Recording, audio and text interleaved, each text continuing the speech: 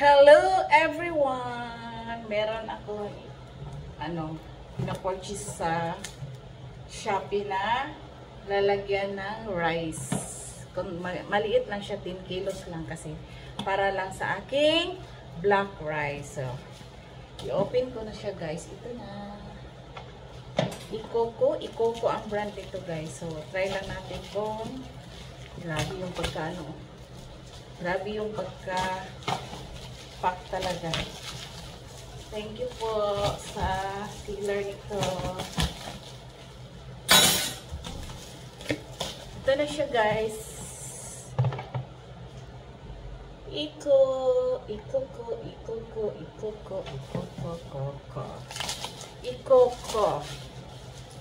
So, nababasa ko naman yung mga reviews nito. Maganda siya. Sana lang nagsasabi sila ng totoo sa mga product na binili nila. Pati yung sealer. Siyempre, para hindi naman tayo ma-scam. Mabudol nito.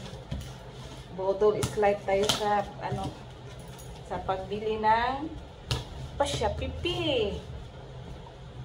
So guys, marami ako na guys, kaso lang ito pa yung dumating. Meron kanina pero damit yun sa naman yun. Pang lang natin, pang aura-aura lang dito. Pero hindi ko na yung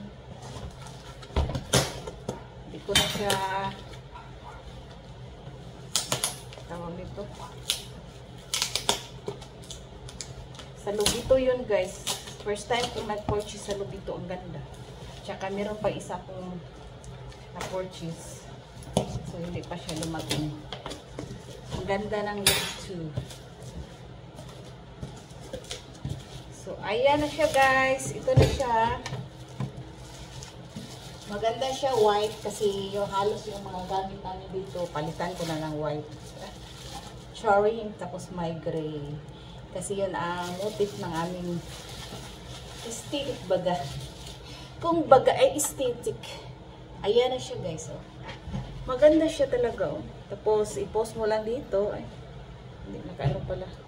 Open muna natin kasi naka-seal. Yan. Ayan siya. Ganda niya. Tapos meron siyang cup. Kasi yung ginagamit ko ngayon brown rice. So ito yung lalagyan ko ng brown rice ko. So maganda. Wala naman siyang damage. At saka ito, ma-open maata to. Ma-open to. Ay, hindi ko alam. Basta ma-open yan. Kasi sa niya. Tsaka ito, 10 kilos. Mura lang to guys. Mga, magkano ba to? 500 plus. Dala na sa shipping fee. Kasi meron akong, naka-discount ako sa shipping fee. So, yan. Ito na. Thank you so much. Thank you guys for watching always Mommy Joy Vlog. Thank you. Bye-bye.